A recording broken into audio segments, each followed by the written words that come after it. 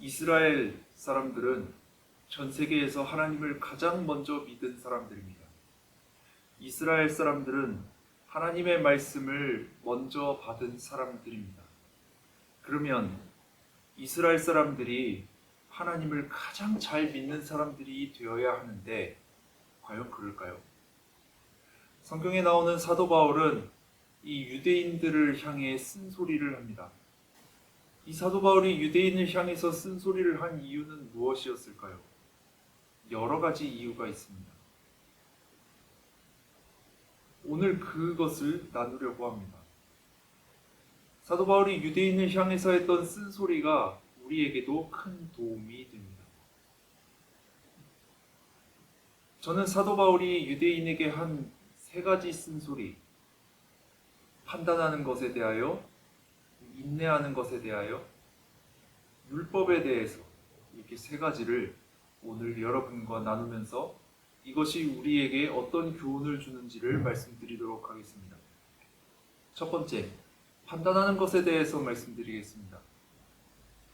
하나님의 말씀을 아는 사람들, 신앙이 있다고 자부하는 사람들, 먼저 믿었고 교회를 세웠다고 자부하는 사람들, 이런 사람들은 조심해야 될 것이 있습니다.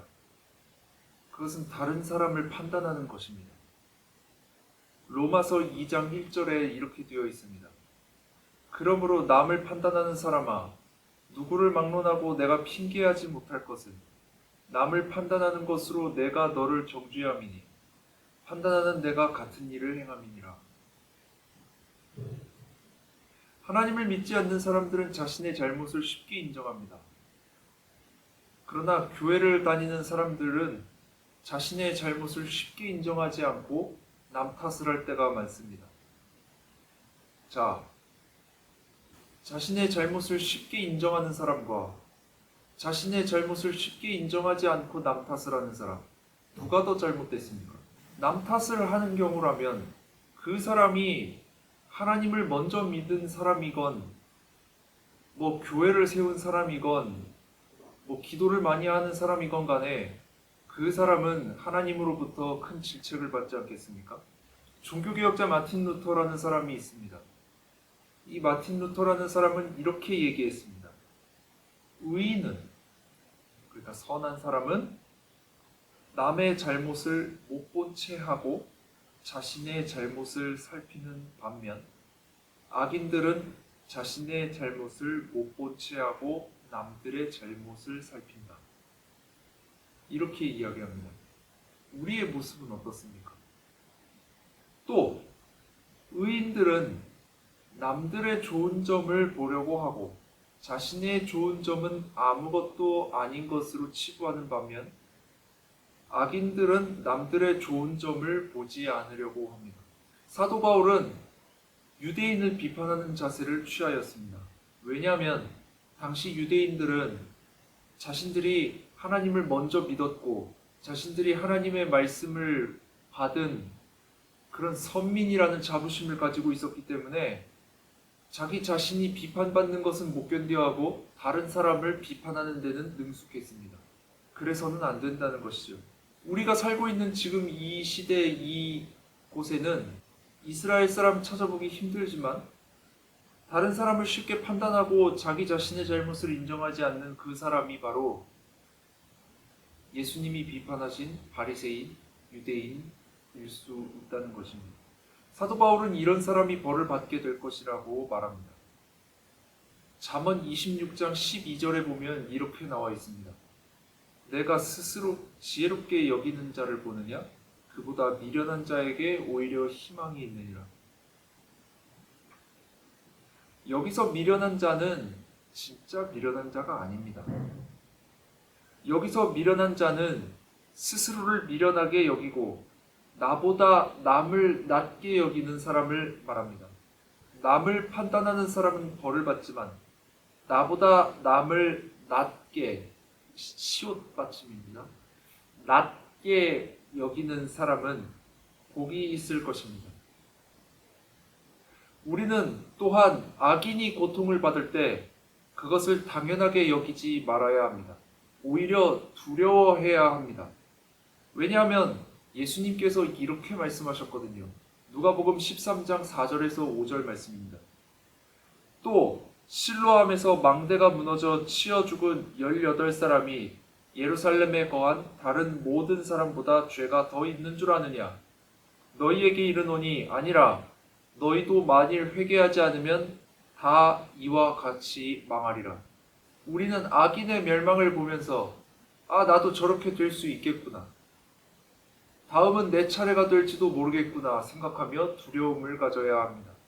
다른 사람에 대해서 쉽사리 판단을 해서는 안 되겠습니다. 둘째, 인내에 대해서 말씀드리겠습니다. 인내라는 건 참는다는 의미죠. 로마서 2장 7절에 보면 이렇게 되어 있습니다. 참고 선을 행하여 영광과 존귀와 썩지 아니함을 구하는 자에게 영생으로 하시고, 인내와 끈기는 의인에게 극히 필수 조건이라고 할 수 있습니다. 왜냐하면 세상이 전적으로 타락해 있고 우리의 원수 사탄 마귀는 극악무도하기 때문에 사람들이 선을 행하는 꼴을 보지 못하고 이 타락한 세상을 이용해서 선한 사람을 괴롭히게 될 것이기 때문입니다. 이게 얼핏 보면 참 슬픈 현실이죠. 그러나 우리 예수님께서는 이렇게 말씀하셨습니다. 의를 위하여 박해를 받는 자는 복이 있나니 천국이 그들의 것입니다. 나로 말미암아 너희를 욕하고 박해하고 거짓으로 너희를 거슬러 모든 악한 말을 할 때는 너희에게 복이 있나니 기뻐하고 즐거워하라. 하늘에서 너희의 상이 큼이라.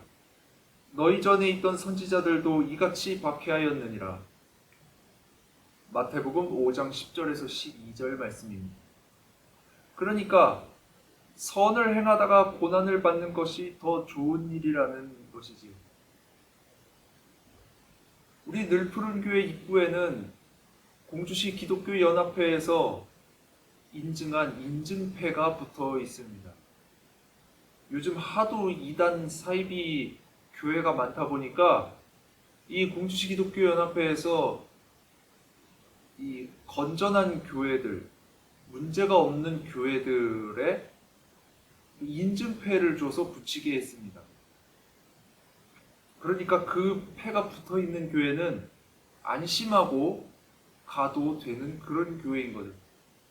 고난이라는 것, 억울함이라는 것, 이것은 우리가 하나님께 속했다는 것을 인정하는 인증패와 같습니다. 우리는 오히려 선을 행하면서 고난이 없는 것을 걱정해야 합니다. 선을 행하다가 고난을 당한다고 해서 불평하고 원통해하는 사람들은 자기 자신이 하나님을 위해서 선을 행하는 것이 아니라 자기 만족, 자신의 명예를 위해서 고난을, 어려움을 당했다는 것을 스스로 증명해 보이는 꼴이 되고 맙니다. 세상의 미덕은 칭찬을 먹고 자랍니다. 그러나 칭찬이라는 것은 사람으로 하여금 추해지게 만듭니다. 칭찬을 받으면 받을수록 사람은 아첨하는 소리를 더 듣고 싶어 하게 됩니다. 그러나 기독교적 미덕은 비판과 고난을 먹으며 자라납니다. 고린도후서 1장 4절에 이렇게 기록되어 있습니다. 우리의 모든 환난 중에서 우리를 위로하사 우리로 하여금 하나님께 받은 위로로서 모든 환난 중에 있는 자들을 능히 위로하게 하시는 이시로다. 이렇게 말해요. 의인의 환난에는 출구가 있습니다. 위로가 있습니다. 저는 좋은 일이 생길 때마다 아무것도 아닌 일들에 힘들어하는 저 자신을 반성하고 합니다. 어쨌든 하나님은 인자하시고 용납하시고 길이 참으십니다. 로마서 2장 4절 혹 내가 하나님의 인자하심이 너를 인도하여 회개하게 하심을 알지 못하여 그의 인자하심과 용납하심과 길이 참으심이 풍성하심을 멸시하느냐. 이렇게 기록되어 있습니다. 하나님께서는 우리가 하루아침에 변하지 못할 거라는 걸 잘 알고 계십니다. 그래서 하나님은 우리가 하나님 뜻대로 하지 않고 죄를 지어도 오래 참으십니다. 그러나 영원히 참지는 않으십니다. 악인들은 하나님이 영원히 참으실 거라고 착각하고 잘못을 저지르고 있지만 하나님께서는 오래 참으실 뿐이지 영원히 참으시는 것은 아닙니다. 하나님을 믿는 의인들은 하나님의 가혹하심조차도 결과적으로 좋은 것이라고 생각합니다. 히브리서 12장 8절 징계는 다 받는 것이거늘 너희에게 없으면 사생자요 친아들이 아니니라고 되어 있습니다. 부모라면 당연히 자식을 바른 길로 인도하기 위해서 때로는 엄한 체벌을 가할 수도 있지요. 그러나 유대인들은 자신의 명예를 위해서, 단지 자신의 명예를 위해서 자신에게 오는 그런 핍박이나 고난 같은 거 참지 아니하고 오로지 자기 자신의 이익만을 위해서 그렇게 살아왔던 것입니다. 바울 사도는 거기에 대해서 비판하고 있는 것입니다. 인내합시다. 고난을 당하는 자만이 하나님의 사람이고 고난을 당하는 자만이 온전해지게 됩니다. 자, 마지막으로 율법에 대해서 말씀드리겠습니다. 율법이라는 것은 모세가 이스라엘 백성들에게 지키라고 명령한 법, 이걸 율법이라고 합니다. 로마서 2장 12절에서 바울 사도는 이렇게 이야기합니다. 무릇 율법 없이 범죄한 자는 또한 율법 없이 망하고 율법이 있고 범죄한 자는 율법으로 말미암아 심판을 받으리라 이렇게 말합니다. 율법이 없는 사람들은 율법이 없어서 망한다 치지만 율법이 있으면서 그러니까 뭐가 옳고 뭐가 그른지 알면서도 그것을 지키지 않는다는 것은 좀 이해하기가 힘듭니다. 더구나 그 다음 절 로마서 2장 13절 하나님 앞에서는 율법을 듣는 자가 의인이 아니요 오직 율법을 행하는 자라야 의롭다 하심을 얻으리니 라는 말씀도 이해하기 어렵기는 마찬가지입니다. 아까 말씀드린 종교개혁자 마틴 루터는 여기에 대해서 이렇게 이야기합니다. 하나님의 은혜의 도우심을 받아 마음과 생각과 의지가 하나님에 의해 율법을 지키는 쪽으로 향하지 않는다면 율법은 죄를 범할 기회가 된다고 말입니다. 쉽게 말하면 하나님의 말씀을 지키는 데 있어서 하나님의 도우심이 없이는 어렵다는 것이죠. 그렇지만 이러한 설명이 어딘가 좀 부족해 보입니다. 저는 이런 질문을 받았습니다. 내 이웃에 대해서 거짓 증거하지 말라는 계명이 있는데 그러면 선의의 거짓말이나 장난으로 하는 거짓말도 해선 안 되는 것인가요? 이것은 한마디로 대답할 수 있는 문제가 아니기 때문에 제가 이 영상으로 답을 대신합니다. 제가 예전에 십계명이라는 책을 읽은 적이 있는데 거기 보면 이 책을 쓴 신학자는 이렇게 설명을 하더라고요. 임종을 눈앞에 두고 있는 신자가 살아날 거라는 선의의 거짓말을 들었을 때 그는 천국 소망을 포기하게 된다. 이런 식으로 설명을 하더라고요. 그래도 뭔가 설명이 좀 부족한 것 같습니다. 그래서 선의의 거짓말을 해도 된다는 건지 안 된다는 건지 잘 모르겠습니다. 이 문제의 핵심은 율법을 어떻게 지키는가 하는 데 있는 것 같습니다. 아마 예수님 시대에도 그런 질문들이 있었나 봅니다. 어떤 사람이 예수님께 이렇게 질문했습니다. 선생님, 율법 중에서 어느 계명이 크니까? 마태복음 22장 36절의 말씀입니다. 그러자 예수님께서는 이렇게 대답하십니다.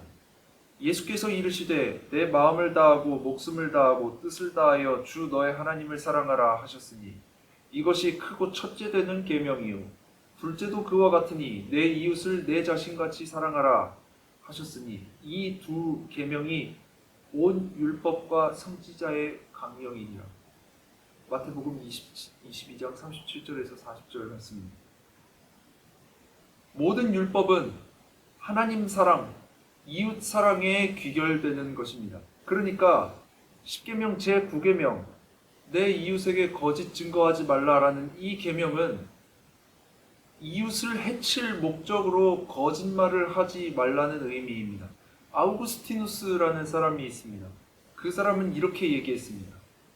하나님의 은혜에 도우심이 없이 율법을 명하는 것을 행하는 자는 형벌이 두려워서 그것을 행하는 것이지 옳은 것에 대한 사랑 때문에 행하는 것은 아니다. 이렇게 얘기를 했습니다. 자, 좀 더 쉽게 예를 들어 설명해 보겠습니다. 출애굽기 1장에 보시면 거짓말을 한 사람들이 나옵니다. 출애굽기 1장의 배경은 이집트입니다. 이스라엘 백성들이 이집트에서 종노릇 할 때입니다. 이집트의 왕은 이 이스라엘 히브리 민족의 아이를 2살 이하 어린 아이를 다 죽이라고 명령합니다. 그럼에도 불구하고 히브리 산파는 그렇게 하지 않았습니다. 왜 죽이지 않았느냐? 이렇게 묻자 이 히브리 산파들은 거짓말을 합니다. 선의의 거짓말이죠. 아기들을 살리기 위해서 선의의 거짓말을 합니다. 자, 그러면 이 히브리 산파들은 거짓말을 했으니까 벌을 받아야 될까요? 출애굽기 1장 21절에 그들이 어떻게 되었는지 나옵니다. 그 산파들은 하나님을 경외하였으므로 하나님이 그들의 집안을 흥왕하게 하신지라. 오히려 복을 받습니다. 왜요? 하나님 사랑, 이웃 사랑이 최고 높은 법이거든요. 히브리 산파들은 이집트 왕의 명령보다 하나님을 사랑하고 이웃을 사랑하는 마음이 더 컸기 때문에 거짓말을 했음에도 복을 받게 됩니다. 그러므로 우리는 행동 하나하나 하나님 사랑, 이웃 사랑, 하나님을 사랑하고 이웃을 사랑하는 그런 사람들이 되어야 하겠습니다. 우리가 기도할 때 하나님을 사랑하고 이웃을 사랑할 수 있게 해달라고 그렇게 기도해야 되겠습니다. 설교를 마무리하겠습니다. 지금 이 설교는 종교개혁자 마틴 루터의 로마서 주석이라는 책을 바탕으로 작성된 것입니다. 이 책은 감리교회를 창설한 존 웨슬리 목사님의 회심에도 결정적인 영향을 준 책입니다. 이 설교를 작성한 목적은 다른 무엇보다도 사실 저 자신을 위해서입니다. 여러분에게도 은혜가 있기를 바랍니다.